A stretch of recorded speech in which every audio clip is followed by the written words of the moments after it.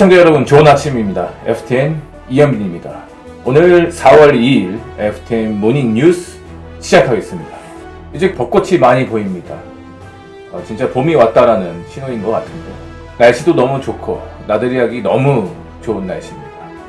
근데 안타까운 건 우리 애국 보수 시민들은 이 날씨 좋은데도 불구하고 평일날, 주말 이 나라를 지키기 위해서 매번 투쟁에 힘쓰고 계십니다. 하루빨리 우리 투쟁이 승리로 이어져서 우리도 마음 편히 나들이도 가고 사랑하는 사람들과 함께 시간을 보내는 주말이 하루라도 빨리 왔으면 좋겠습니다. 배너 보시면 합심 동력이라고 있습니다. 우리가 함께하는 이 마음으로 여러분들의 많은 동력 기금도 부탁드리겠습니다. 핵심 브리핑 시작하겠습니다. 첫 번째입니다. 미국 도널드 트럼프 대통령이 이란 전쟁과 관련해 대국민 연설에 나섭니다. 이 백악관에 따르면 트럼프 대통령은 미국 동부 시각 4월 1일 오후 9시, 한국은 이제 오늘 오전 10시 예상합니다. 직접 국민들에게 전쟁 상황을 설명할 예정입니다. 특히 트럼프 대통령은 앞서 이란에 대한 군사 작전은 2-3주 내 종료가 가능하다며 전쟁 종료 시점까지 직접 제시했습니다. 핵심 포인트가 전쟁 상황 공식 브리핑은 단순 발언이 아니라 대국민 연설이다. 이 상황이 중대하다는 신호인 것 같습니다. 종전 시점까지 언급을 한 것, 강한 자신감 아니면 정치적 메시지가 있을 거라고 예상하고 있습니다. 그리고 전쟁 컨트롤 강조, 이 전쟁 장기화 우려 차단, 그리고 리더십을 가시할 목적도 있는 것 같습니다. 지금 트럼프 대통령은 전쟁을 불확실한 위기가 아니라 끝이 정해진 작전으로 프레임을 잡고 있는 것 같습니다. 이 전쟁, 저는 이 필요한 전쟁이라고 생각을 합니다. 그리고 이 전쟁으로 인해서 이 미국이 테스트를 하고 있다고도 생각을 합니다. 과연 우리 이 미국에 누가 진정한 동맹인지, 이런 위기 상황 때 함께할 동맹 국가가 어디인지, 이런 테스트를 분명히 트럼프는 하고 있을 겁니다. 하지만 이 친중, 친북, 이 이재명 정권이 과연 이 트럼프 기준에 들어왔냐라고 생각되면 저는 아니라고 생각합니다. 그래서 아마 이란 전쟁이 어느 정도 맞춰가면 과연 트럼프는 또 어떠한 압박을 대한민국에 할지, 그리고 이재명한테 할지 많이 걱정되는 부분이기도 합니다. 내일 10시에 트럼프 대국민 연설 보고 제가 또 뉴스 업로드를 하도록 하겠습니다. 두 번째입니다. 이정현 공관위원장 사퇴. 이정현 공관위원장은 이렇게 얘기했습니다. 오늘 제가 위원장직을 내려놓고 공관위원 전원이 일괄 사퇴했다. 광역단체장 공천은 대부분 마무리됐고 맡았던 소임은 사실상 끝났다. 낙하산, 개파, 파벌, 나눠먹기 공천을 배제하려고 했다. 이번 공천은 완성형이 아니라 정치 교체 시작. 재보궐 공천은 새 공관위를 구성해 진행할 것. 요약하자면 할 일은 했고 변화 시도도 했다. 이제 새로운 공관위가 이어받아라가 이 핵심 요약인 것 같습니다. 이정현 공관위원장 많은 논란이 있었습니다. 그리고 결국 물러났습니다. 그리고 혼자 물러난 것도 아니고 공관위 전원 사퇴입니다. 이정현 공관위원장은 이렇게 말했습니다. 할 일은 다 했다. 공천은 마무리됐다. 그리고 강조한 말이 이겁니다. 낙하산, 개파, 나눠먹기, 공천을 끊기 위한 시도였다. 여기까지 보면 적어도 이 방향성 하나는 분명한 것 같습니다. 기존 정치 구조를 바꾸려는 시도가 있었다는 것입니다. 그리고 마지막 메시지는 명확합니다. 이제는 새로운 공관위가 이어받아라. 제 생각은 그렇습니다. 많은 이 과정에서 수많은 논란이 있었어요. 하지만 적어도 이 썩어빠진 공천 시스템을 판을 바꾸려는 시도는 우리가 인정할 부분입니다. 이정현 위원장님 고생하셨습니다. 이제는 본인이 이야기한 것처럼 가장 어려운 곳, 이 호남 지역에서 투쟁하며 정치를 다시 시작하는 모습을 봤으면 좋겠습니다. 진짜 정치 변화는 공간이가 아니라 선거 현장에서 증명하는 겁니다. 이 국민의힘 4선 중진인 박덕흠 위원을 새로운 공천관리위원장으로 임명하는 방향을 검토하고 있습니다. 다만 지금 제가 이 녹화 시점 기준이 4월 1일 오전 11시인데 지금 시간까지는 최종 확정은 아닌 상태입니다. 앞서 이정현 전 위원장은 6.3 지방선거 공청 작업이 사실상 마무리됐다는 판단 아래 자진 사퇴했고 기존 공관위도 해산된 상황입니다. 이에 장동혁 대표는 다선 중진으로 당내 신망이 높은 박덕흠 의원을 모시려 한다고 밝혔습니다. 또한 이정현 위원장이 공천 작업을 거의 마무리했고 일부 남은 지역은 새 공관위에서 충분히 정리할 수 있다고 설명했습니다. 특히 장 대표는 남은 공천 작업과 향후 재보궐선거 공천을 분리 운영하겠다는 구상도 함께 밝혔습니다. 즉 이번 선거 마무리와 이후 선거 전략을 보다 체계적으로 관리하겠다라는 의도로 해석됩니다. 제가 방금 말씀드렸지만 지금 현재 시점 4월 1일 오전 11시 기준에서 박덕흠 위원이 공관위원장 임명은 유력하지만 아직 확정은 아닙니다. 다만 중요한 포인트는 하나입니다. 이미 공천의 대부분은 끝났고 남은 건 마무리와 재보궐 대응입니다. 그렇기 때문에 새 공관위원장은 단순한 정치적 상징이 아니라 남은 공천을 안정적으로 정리하고 이어질 재보궐 선거까지 전략적으로 설계할 수 있는 인물이어야 된다 생각합니다. 결국 이번 인선은 누가 남은 퍼즐을 가장 안정적으로 완성할 수 있느냐, 이 문제인 것 같습니다.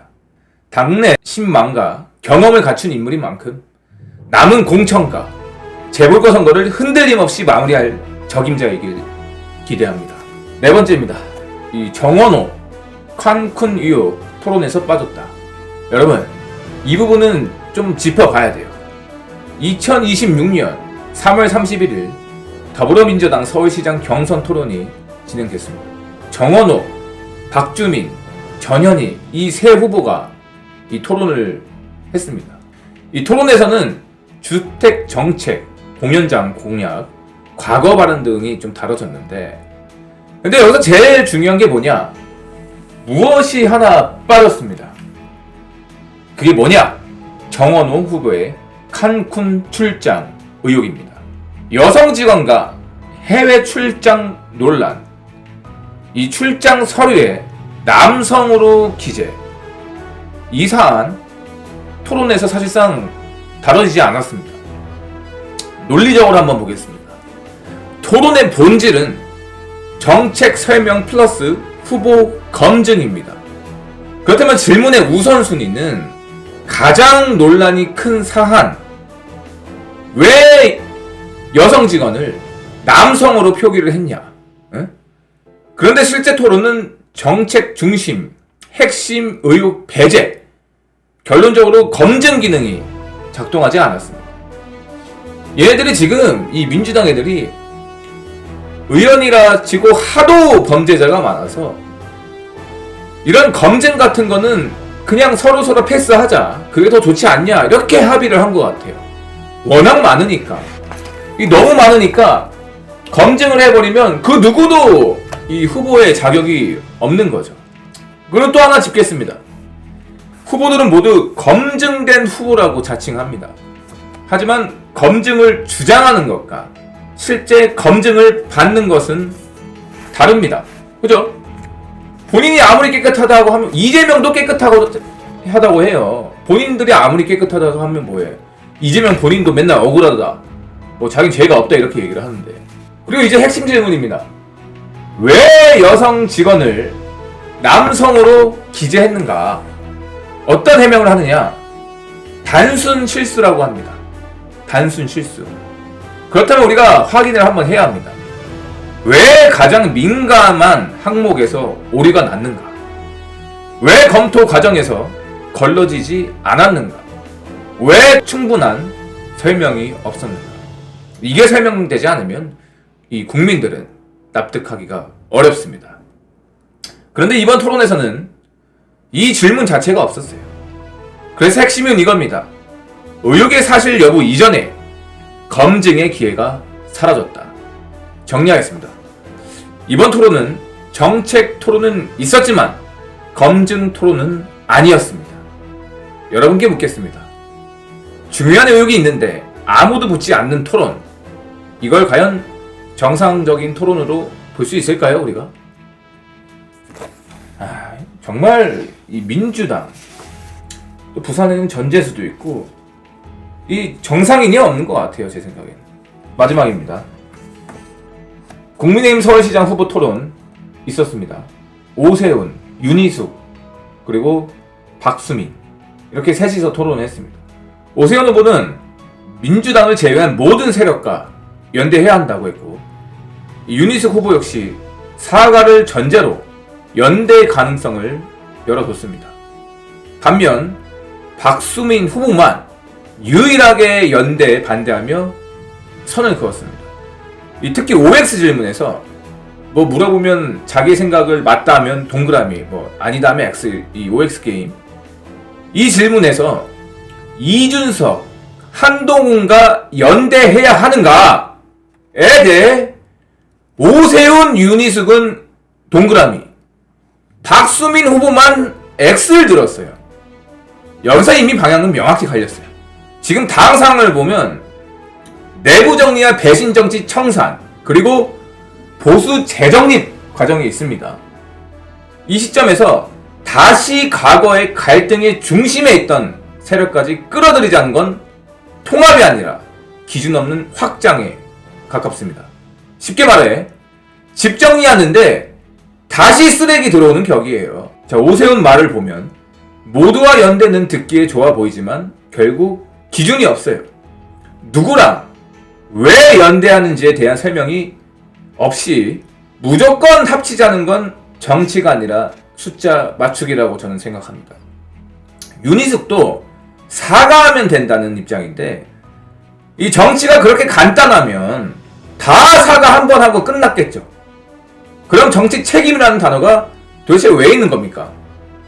더 중요한 건 이겁니다. 두 후보 민주당이랑 잘 싸우지도 않아요. 특히 이재명과 강하게 맞붙는 모습은 거의 본 적도 없어요, 저는. 근데 오세훈이 뭘 잘해요? 오히려 같은 당을 향해 비판하는데 훨씬 더 적극적이었어요. 예? 윤석열 대통령 계엄 때만 봐도 이 작자들이 무슨 얘기를 했는지 다 기억이 날 겁니다. 이 정도면 그냥 싸우는 방향이 반대예요. 오히려 이 민주당이 서울시장 된 거랑 지금 이 두 후보가 서울시장 된 거랑 별 제 생각에는 차이점이 없을 것 같아요. 이 서울시장이 행정 자리라는 점을 감안하더라도 정치인이라면 최소한의 노선과 입장은 분명해야 합니다. 행정을 이유로 정치적 입장을 흐리면 중립이 아니라 그냥 안전한 자리만 찾는 것으로 보일 수밖에 없죠. 뭐 왜 당 입장에서 잘 이야기를 안 하느냐라고 얘기하면 행정직이다, 이런 핑계를 대는 사람이랑 우리 이 국힘 당원이 뭐하러 밀어줍니까? 그런데 반면 이 박수민 후보는 연대의 선을 그으며 당의 현재 상황을 정확히 읽었어요. 지금 확장이 아니라 정리라는 판단, 그리고 원칙을 기준으로 선택했다는 점에서 이 두 후보와 박수민은 차이가 분명하다고 저는 생각합니다. 그리고 이 박수민이라는 후보가 그 윤석열 대통령의 대항거래 프로젝트, 단순한 정책이 아니라 구조와 전략까지 분석하며 설명을 했던 점을 보면 단순 지지자가 아니라 정책을 이해하는 이 정치인이라는 점도 저는 확인됩니다. 결국 이번 토론은 단순한 의견 차이가 아니라 정치 스타일의 차이였습니다. 오세훈, 윤희숙은 일단 모자였고 박수민은 정리부터 하자, 저는 그렇게 보였습니다. 지금 보수에 필요한 건 기준입니다. 기준 없이 보이면 다시 갈라지고 정리 없이 통합하면 또 반복됩니다. 그래서 이번 토론은 단순한 토론이 아니라 누가 방향을 알고 있는가, 누가 보수의 개혁을 꿈꾸고 있는가를 보여준 자리라 저는 생각합니다. 그리고 그 방향을 가장 명확하게 잡은 건 박수민 후보였다고 저는 개인적으로 생각을 합니다. 지금까지 핵심 브리핑이었습니다. 심층 분석에서 뵙겠습니다.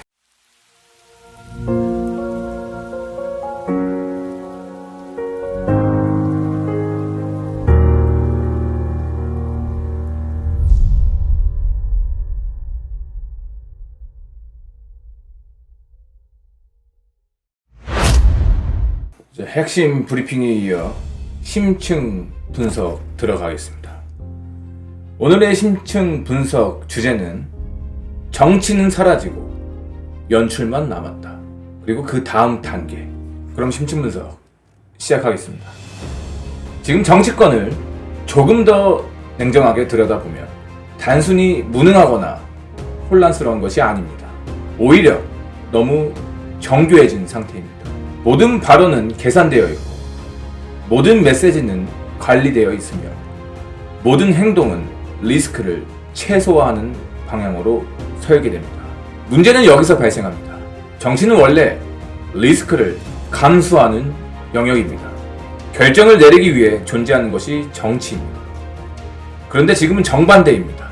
결정을 피하기 위해 정치가 존재하는 구조로 바뀌고 있습니다. 정치가 국가 운영이 아니라 리스크 회피 기술로 변질되고 있습니다. 과거 정치와 지금 정치의 가장 큰 차이는 이것입니다. 예전에는 잘못된 판단을 하면 그 책임을 지는 사람이 분명히 존재했습니다. 지금은 다릅니다. 권력은 분명히 존재합니다. 결정도 분명히 내려집니다. 그런데 그 결정에 대해 누가 책임지는지는 보이지 않습니다. 왜냐하면 구조 자체가 그렇게 설계되어 있기 때문입니다. 집단으로 결정하고 개별로 분산하고 시간이 지나면 흐려집니다. 이 구조가 반복되면 정치는 어떻게 되겠습니까? 결정은 더 가벼워지고 책임은 더 희미해집니다. 권력은 강해졌는데 책임은 사라진 상태. 이것이 지금 정치의 핵심 위험이라 생각합니다. 정치에서 가장 중요한 자질은 무엇일까요? 지식도 아니고 언변도 아닙니다. 결국은 결단력입니다. 불리하더라도 결정하고 비판을 감수하고 결과로 평가받는 것. 이게 정치적 용기라 생각합니다. 그런데 지금은 이 용기가 사라졌습니다. 왜냐? 지금 정치 시스템에는 용기를 낼수록 손해를 보기 때문입니다. 모호하게 말할수록 안전하고 결정을 미룰수록 비판을 피할 수 있습니다. 이 구조가 지속되면 어떻게 될까요? 용기 있는 정치인은 사라지고 관리형 정치인만 남게 됩니다. 결국 국가는 결정하는 리더가 아니라 관리하는 운영자에 의해 움직이게 됩니다. 불편하지만 한 가지 더 짚고 넘어가야 합니다. 지금 이 정치 구조는 정치권만의 문제가 아닙니다. 유권자 역시 이 구조를 강화하는 요소가 되고 있습니다. 강한 발언에는 부담을 느끼고 명확한 선택에는 갈등을 느끼며 안전한 메시지에 더 쉽게 반응합니다. 결국 정치권은 무엇을 선택하겠습니까? 비판받지 않는 방향, 갈등을 최소화하는 메시지, 모든 가능성을 열어두는 태도. 이렇게 됩니다. 이건 악순환입니다. 정치는 더 모호해지고 유권자는 더 피로해지고 다시 정치가 더 안전해지는 방향으로 움직입니다. 정치가 흐려진 이유는 정치권과 유권자의 공동 선택일 수 있습니다. 이 상황을 깨기 위해 필요한 것은 복잡하지 않습니다. 더 많은 정책도 아니고 더 화려한 메시지도 아닙니다. 딱 하나입니다. 선명함. 무엇을 할 것인지, 무엇을 하지 않을 것인지, 어떤 책임을 질 것인지, 이 세 가지가 명확해야 합니다. 정치는 원래 불편해야 정상입니다. 갈등이 있어야 정상이고 논쟁이 있어야 정상입니다. 그걸 피하기 시작하는 순간 정치는 기능을 잃습니다. 불편함을 제거한 정치가 아니라 불편함을 감수하는 정치가 필요합니다. 지금 정치의 위기는 단순하지 않습니다. 무능의 문제가 아니라 구조의 문제이고 태도의 문제이며 문화의 문제입니다. 그리고 이 상태가 지속되면 정치는 점점 더 보여주기 위한 영역이 되고 실제 결정은 보이지 않는 곳에서 이루어지게 됩니다. 지금 정치권은 책임을 피하는 기술은 발전했지만 결정을 내리는 능력은 퇴화하고 있다. 오늘의 심층 분석이었습니다. 선거 앞이라 더 정치권은 시끄럽습니다. 그리고 국민에게는 엄중하지만 본인 자신들에게는 유한 그런 내로남불을 국민들은 보고 있습니다. 이번 선거 쉽지는 않습니다. 논란도 많았고 그리고 국민의힘이 제대로 싸우지도 않고 있는 것도 사실입니다. 하지만 이럴수록 우리가 자유 대한민국을 지키려면 더 많은 요구와 더 많이 움직여야 합니다. 여러분들의 생각은 어떠십니까? 여러분들의 생각 댓글로 많이 남겨주시고 이 영상이 도움이 되셨다면 좋아요와 구독, 알림 설정까지 부탁드리겠습니다. 그리고 합심 동력 기금도 부탁드리겠습니다. 오늘도 대한민국을 지키기 위해 사실을 전달하려 노력하는 FTN이 되도록 하겠습니다. 지금까지 FTN 모닝 뉴스 이현빈이었습니다. 감사합니다.